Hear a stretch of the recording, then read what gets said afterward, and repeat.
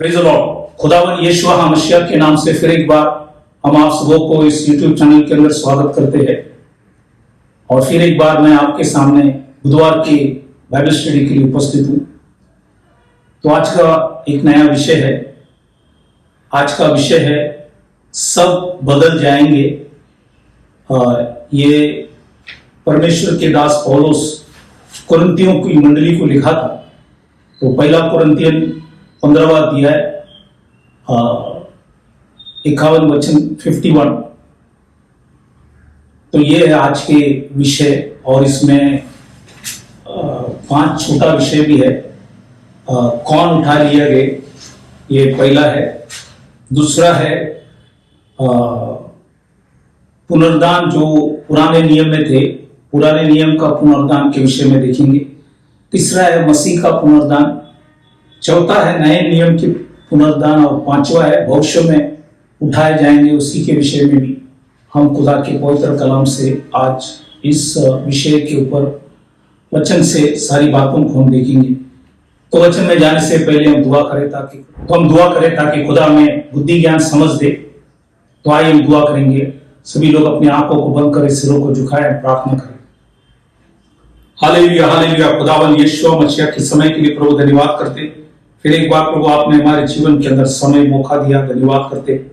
आज विशेष प्रार्थना करें जब रोटी तोड़ेंगे, प्रभु हमें पवित्र आत्मा से बुद्धि ज्ञान समझ दे कि हम पवित्र वचन को समझ सके और आपके नाम की महिमा स्तुति आराधना कर सके। लॉर्ड सुनने वाले सुनाने वाले दोनों के ऊपर दया कर, अनुग्रह कर।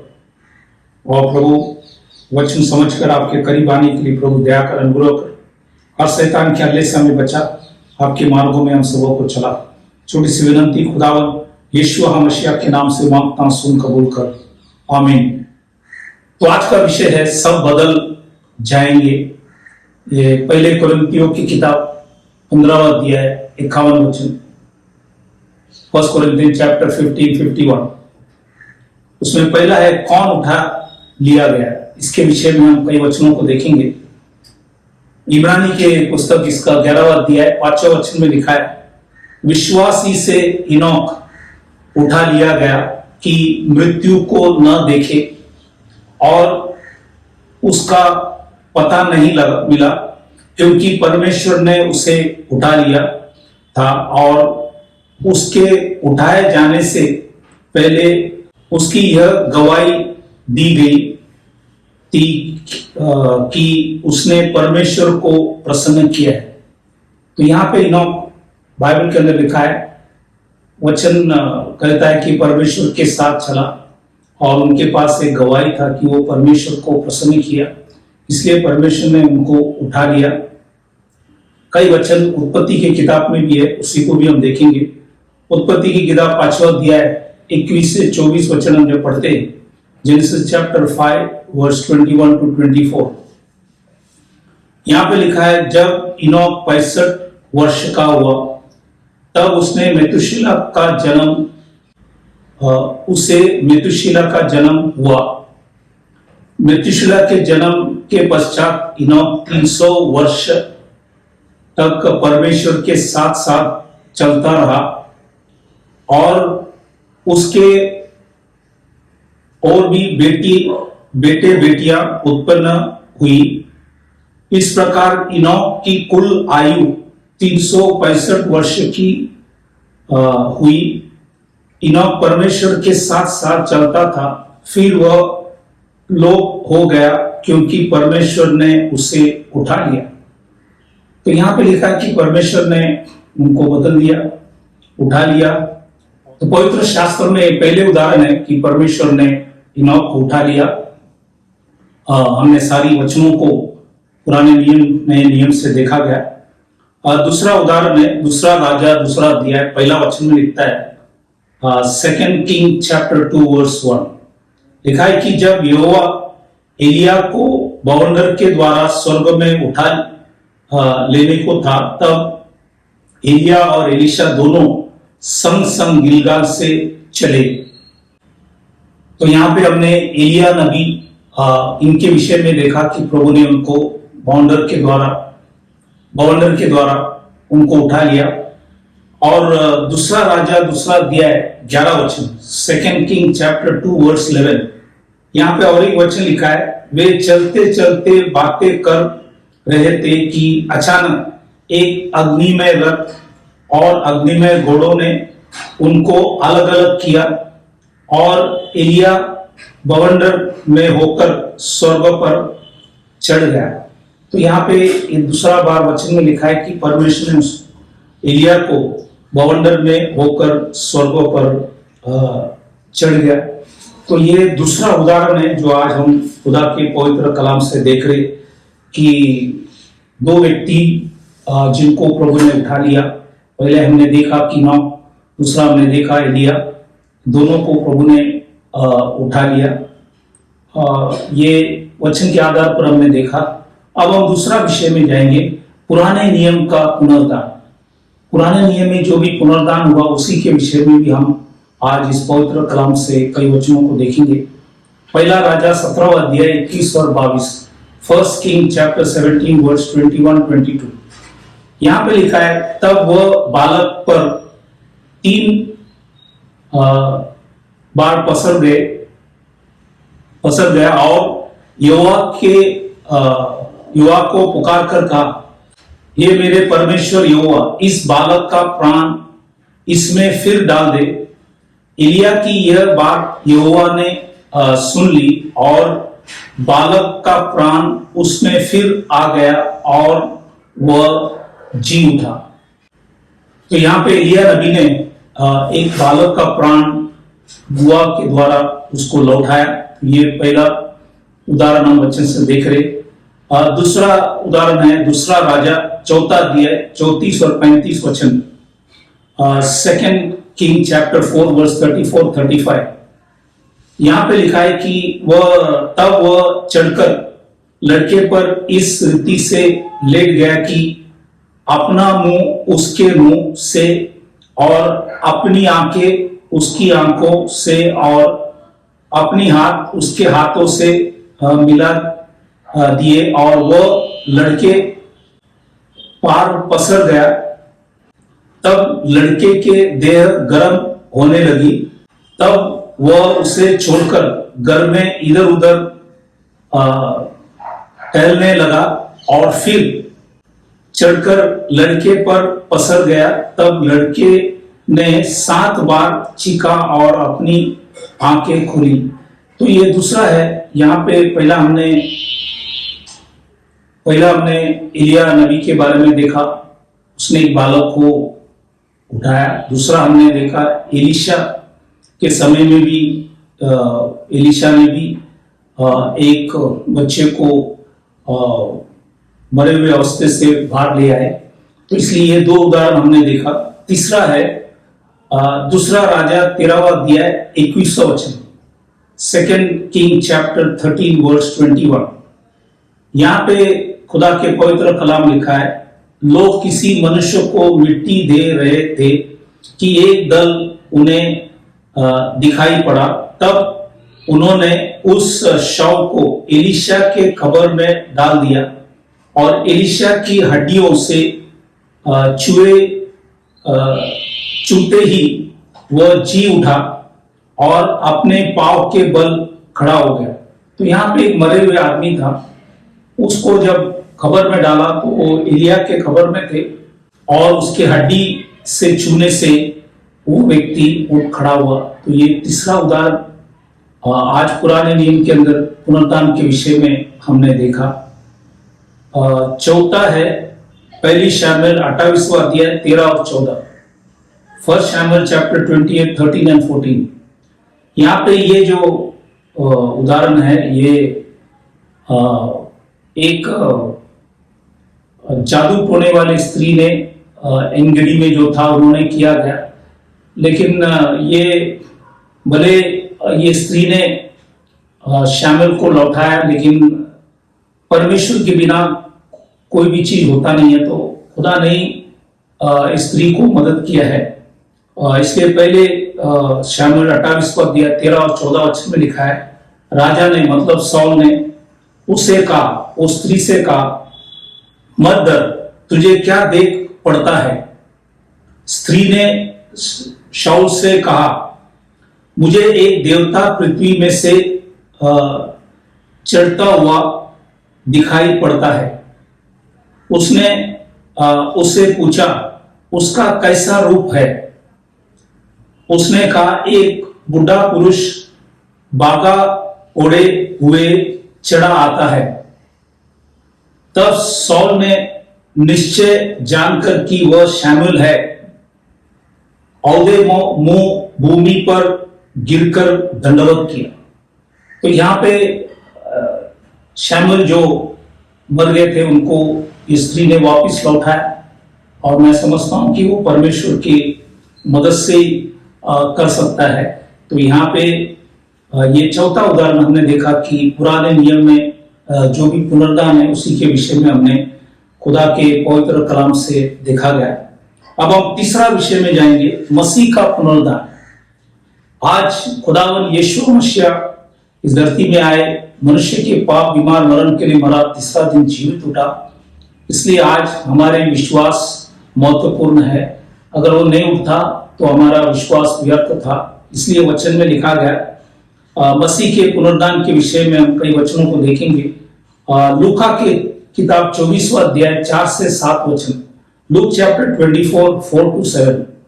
यहाँ पे लिखा है, जब वे इस बात से बेचैनी हो रही थी तो देखो, दो पुरुष जलकाते वस्त्र पहने हुए उनके पास आ खड़े हुए। जब वे डर गए और धरती की ओर मुंह झुका के रही तो उन्होंने उनसे कहा, तुम जीवितों को मरे हुए में क्यों ढूंढती हो? वो यहां नहीं परंतु जी उठा है। स्मरण करो कि उसने गलील में रहते हुए तुमसे कहा था, अवश्य है कि मनुष्य का पुत्र पापियों के हाथ में पकड़वाया जाए और क्रूस पर चढ़ाया जाए और तीसरे दिन जी उठे। तो यहां पे वचन के द्वारा यीशु मसीह पुनरुद्धान हुआ, क्योंकि इतिहास के अंदर कोई व्यक्ति मनुष्य की पापों के लिए अपने जान कुर्बानी नहीं किया, सिर्फ यीशु मसीह। और इसलिए आज यीशु मसीह मरकर जी उठा, इसलिए आज हमें भी एक आशा है कि मरने के बाद एक जीवन है। इसलिए मसीह के पुनरुद्धान के लिए हम प्रभु को धन्यवाद करते कि ये सारी वचनों को खुदा के पवित्र कलाम के अंदर लिखा गया। अब हम अगले विषय में जाएंगे। चौथा विषय जो है नया नियम की पुनरुद्धान। तो जो भी पुनरुद्धान नए नियम में हुआ उसी को भी हम खुदा के पवित्र कलाम से देखेंगे। पहले उदाहरण जो है मरकुस के शुभवर्तमान 5वां अध्याय 22 और 23 वचन, उसके बाद 35 से 43 वर्ष जब हम पढ़ता है तो वहां पे यायर नामक आराधनालय के सरदार की बेटी, इस बेटी को यीशु मसीह ने मरा उपस्थिति से बाहर ले आए। तो ये पवित्र कलाम के अंदर पहला उदाहरण है नए करार के अंदर कि यायर नामक आराधनालय के सरदार की बेटी को यीशु मसीह ने जिलाया। ये पहला उदाहरण है। दूसरा है लूका की किताब 7वां अध्याय 11 से 17, लूक चैप्टर 7 11 to 17। यहाँ पे ये जब वचन पढ़ता है तो वहां पे नैन करके एक गांव थे और वहां पे एक विधवा था। वो विधवा को एकलौता बेटा था, वो गुजर गए। लेकिन यीशु मसीह ने इस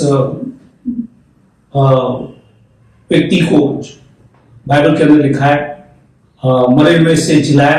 तो ये दूसरा उदाहरण खुदा के पवित्र कलाम से हमने आज वचन के द्वारा देखा। तीसरा उदाहरण जो है योना के शुभवर्तमान 11वां अध्याय 1 से 45, जॉन चैप्टर 11 वर्स 1 to 45। यहाँ पे बेतनी में एक व्यक्ति था जिसका नाम था लाजरस। उनके दो बहन थे, मार्था और मेरी। तो इनको भी यीशु मसीह 4 दिन खबर में थे। उसके बाद यीशु मसीह ने इनको भी मरण से जिलाया। तो ये तीसरा उदाहरण, और ये तीनों उदाहरण जो हमने देखा, ये खुदावंद यीशु मसीह ने इन तीनों को मरे हुए अवस्था से जिलाया। चौथा जो है प्रेरित की किताब 9वां अध्याय 36 to 42 में जब हम पढ़ते हैं, एक्ट चैप्टर 9 वर्स 36 to 42, यहाँ पे परमेश्वर के दास पत्रोस उन्होंने तबीता को मरे हुए से जिलाया। तो ये चौथा उदाहरण है और ये शिष्य ने किया गया। पांचवा जो है प्रेरित की किताब 20वां अध्याय 7 से 12 जब हम पढ़ते हैं, वहां पे यूटिकस करके एक व्यक्ति था जो परमेश्वर के दास पौलुस के वचन सुनने के लिए आए थे और वो गिरकर गुजर गए, लेकिन पौलुस ने उन्हें वापस जिलाया। तो ये 5 उदाहरण जो नए करार के अंदर है उसमें 3 उदाहरण हमने देखा कि खुदावन यीशु मसीह ने किया, 2 शिष्यों ने किया, एक पत्रोस एक पौलुस। तो कुल मिलाकर 5 पुनरुत्थान के विषय में हमने नए करार के अंदर देखा। अब हम 5वां विषय में जब आते हैं, वो है भविष्य में उठाए जाएंगे, उसके विषय में भी हम देखेंगे। कई वचनों को हम देखेंगे, इसलिए पहले थिस्सलुनीका की किताब 4 अध्याय 16 और 17 वचन, फर्स्ट थिस्सलुनीका चैप्टर 4 16 एंड 17। यहाँ पे परमेश्वर के दास पौलुस थिस्सलुनीका की जो मंडली थे उनको इस विषय में, पुनरुत्थान के विषय में समझाते हुए उन्हें कहा, जैसा लिखा है वचन में, क्योंकि प्रभु आप ही स्वर्ग से उतरेगा, उस समय ललकार और प्रधान दूत का शब्द सुनाई देगा और परमेश्वर की तुरही फूकी जाएगी और जो मसीह में मरे हैं वे पहले जी उठेंगे। तब हम जो जीवित और बचे रहेंगे उनके साथ बादलों पर उठा लिए जाएंगे कि हवा में प्रभु से मिले और इस रीति से हम सदा प्रभु के साथ रहेंगे। तो यहाँ पे परमेश्वर के दास पौलुस थिस्सलुनीका मंडली को आने वाले पुनरुत्थान के विषय में उन्होंने यहाँ पे वचन के द्वारा उन सभी लोगों को समझाया। उसी समान परमेश्वर के दास पौलुस कुरिन्थी मंडली को भी समझाए। तो पहली कुरिन्थियों की किताब 15वां अध्याय 15 to 53, first Corinthian chapter 15 51 to 53 जब हम पढ़ते हैं, वहां पे लिखा है, देखो मैं तुमसे वेद की बात कहता हूं, हम सब नहीं सोएंगे परंतु सब बदल जाएंगे और यह क्षण भर में पलक मारते ही अंतिम तुरही फूकते ही होगा, क्योंकि तुरही फूकी जाएगी और मुर्दे अविनाशी दशा में उठाया जाएगा और हम बदल जाएंगे, क्योंकि अवश्य है कि यह नाशवान देह अविनाश को पहन ले और यह मरणहार देह अमरता को पहन ले। तो इसलिए यहाँ पे भी परमेश्वर के दास पौलुस अन्य जाति जो मंडली कुरिन्थ में थे और उन सभी विश्वासियों को इस पुनरुत्थान के विषय में उन्होंने बताया और कहा कि हम सब बदल जाएंगे।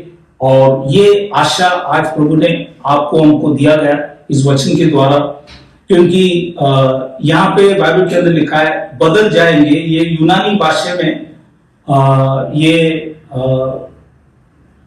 भाषा में जो बदल जो वाक्य है, इसका अर्थ ये है अलासो का मतलब है परिवर्तन। तो परमेश्वर हमारे जीवन के अंदर एक परिवर्तन ले आएंगे, बदल देंगे। तो इसलिए इस सारी वचनों को हमने खुदा के पवित्र कलाम से देखा। और एक आखिरी वचन जैसे प्रकाशित वाक्य 11वां अध्याय 11 वचन और 12 वचन में अंतिम समय में 2 नबी लोग इस धरती में यरूशलेम में खड़े हो गए और उनको क्रिस्ती विरोधी मारेंगे, खत्म करेंगे।